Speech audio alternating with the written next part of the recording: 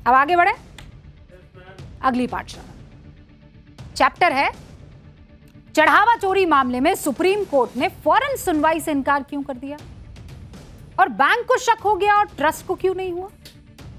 मतलब क्या आंख पर पट्टी बांधकर बैठे थे चंपत राय, और चढ़ावा चोरी के आरोपियों को नहीं अगर वकील कोई मिलेगा, जो कि बहुत अच्छी बात। और किसने कहा चंपत राय को कि अयोध्या से निकल जाओ। और इन सब के बाद जो पॉलिटिक्स अभी हो रही है, हिंदुत्व की पिच पर इस वक्त अखिलेश जी शिफ्ट हो गए, तो योगी जी मथुरा वाला चैलेंज दे रहे हैं।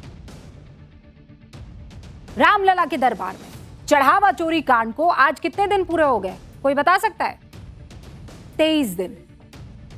आज 23वें दिन चढ़ावा चोरी को लेकर एक बहुत बड़ा खुलासा हुआ। इसके बारे में आगे आपको बताऊंगी, लेकिन पहले यह जान लीजिए कि 23 दिनों में यह मामला इतना बढ़ गया कि अयोध्या से सुप्रीम कोर्ट तक पहुंच गया। आज सुप्रीम कोर्ट से मांग की गई कि इस मामले में फौरन सुनवाई की जाए, लेकिन कोर्ट ने इस मामले में फौरन सुनवाई से बिल्कुल इनकार कर दिया। सुप्रीम कोर्ट ने क्या कहा? इस मामले में फिलहाल जल्द सुनवाई की जरूरत नहीं है। सुप्रीम कोर्ट से मांग की गई कि इस मामले की जांच कोर्ट की निगरानी में सीबीआई की एसआईटी से कराई जाए, मतलब सीबीआई से कराई। लेकिन अयोध्या की एंटी करप्शन कोर्ट ने चढ़ावा चोरी के 8 आरोपियों को कोई रियायत नहीं बख्शी। कोर्ट ने 8 आरोपियों को 14 दिन की फिर से न्यायिक हिरासत में भेज दिया।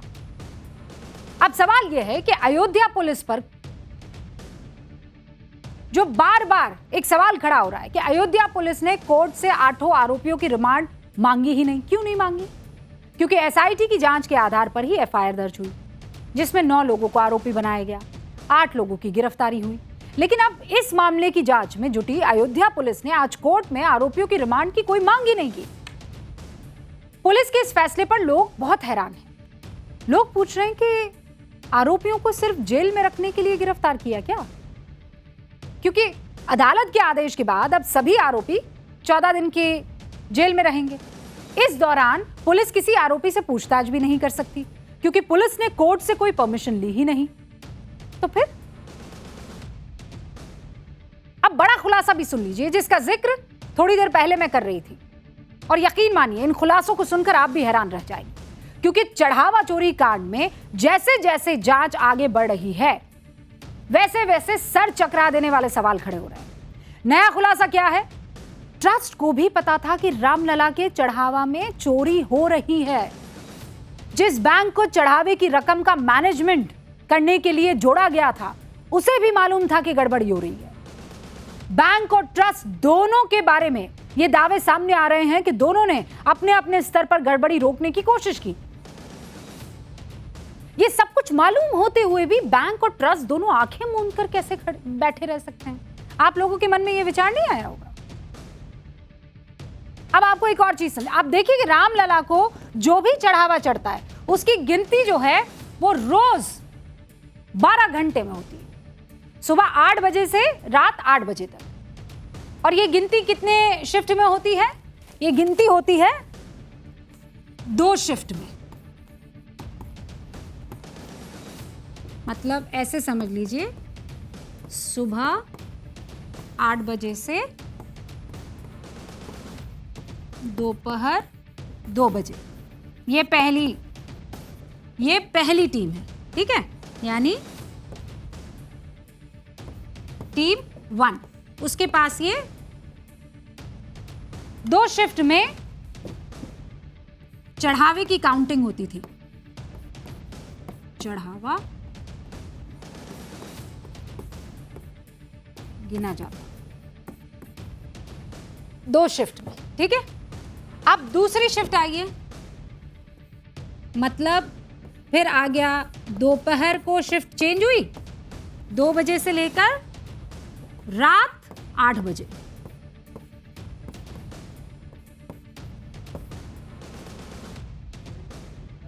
ठीक है? हाँ, गिना जाता है।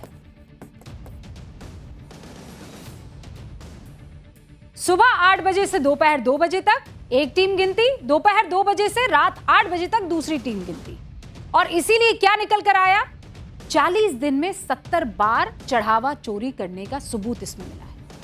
यानी टिन्नू गैंग ने हर दिन 2 बार चढ़ावा चोरी का रूटीन बना लिया। इसी से ये समझ में आया। 40 दिन में 70 बार, 40 दिन में 70 बार चोरी।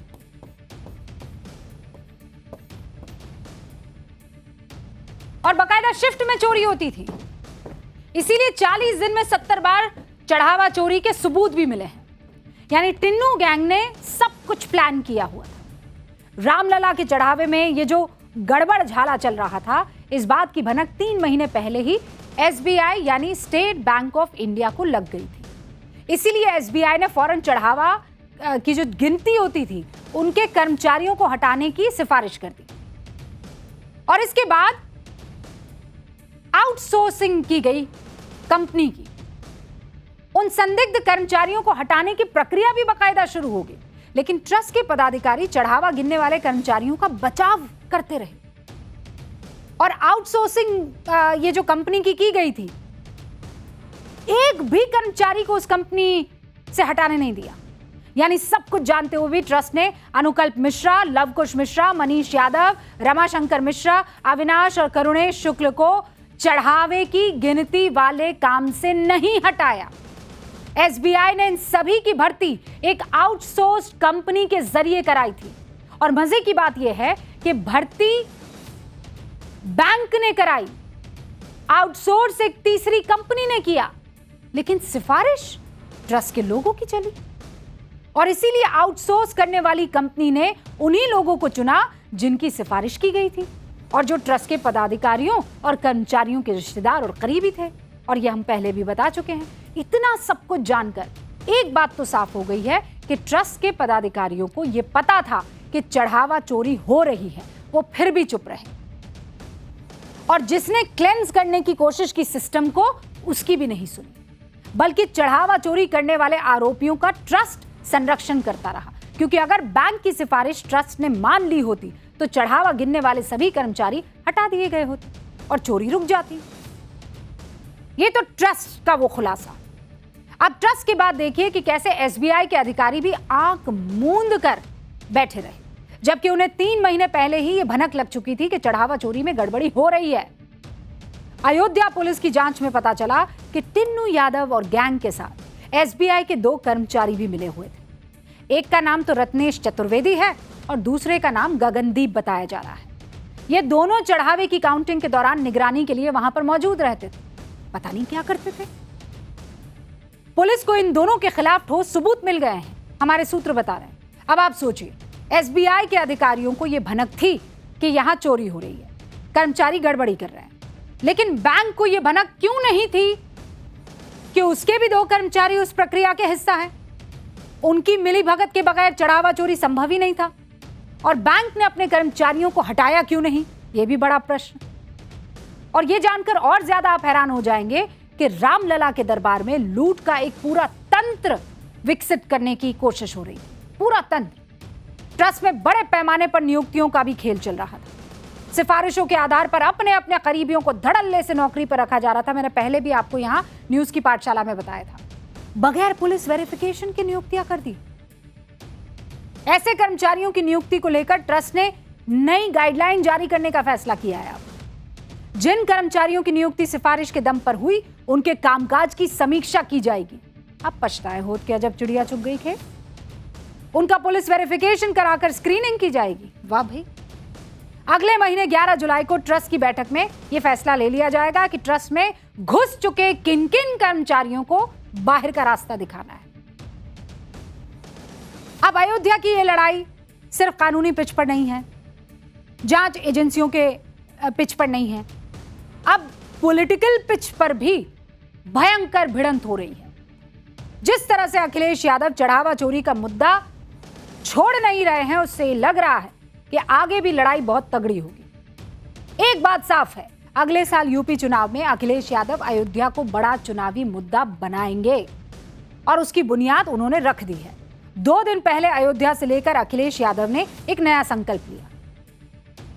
संकल्प क्या था? उन्होंने कहा, हम धर्म निष्ठा और सत्य निष्ठा के साथ ये संकल्प लेते हैं कि नई सरकार बनाकर अयोध्या को अनुपम अनुकरणीय धार्मिक नगरी के रूप में विकसित करेंगे, सियाराम धाम के रूप में पुनर्स्थापित करेंगे। अखिलेश के संकल्प पर बीजेपी ने निशाना साधा। क्या कह रही है बीजेपी? कि अखिलेश यादव अब यह एहसास कर चुके हैं कि राम के बगैर उनकी राजनीति या राजनीतिक नैया पार हो ही नहीं सकती। इसीलिए अखिलेश यादव चुनाव से 1 साल पहले अचानक अपनी पॉलिटिकल पिच बदल रहे हैं। बीजेपी का आरोप है कि समाजवादी पार्टी जनता की नजर में धूल झोंकने के लिए तुष्टीकरण की पिच छोड़कर अब हिंदुत्व की पिच पर शिफ्ट हो गई है। योगी आदित्यनाथ ने अखिलेश की इस बदलती विचारधारा पर कुछ कहा, वो मैं आगे बताऊंगी आपको, लेकिन पहले देखिए क्या वाकई अखिलेश यादव हिंदुत्व की पिच पर शिफ्ट हो गए हैं। ऐसा क्यों कह रहे हैं?